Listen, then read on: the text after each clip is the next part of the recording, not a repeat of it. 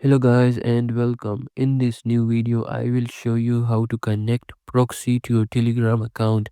It can be quite useful because you don't have to turn it on again and again when opening Telegram. So without wasting any time, let's get started. The first thing you need to do is open Telegram app, then go to the search bar and type Proxy. Select the empty proxy. Now what you need to do is you have to connect about 5 to 10 proxies because a lot of them are unable to connect and sometimes they have high MS. Now let's go back, go to top right and click on the stick icon and select the proxy with the best MS from the list. So that's it. Now you have connected your proxy to Telegram. Make sure to like and subscribe for more. Thanks for watching.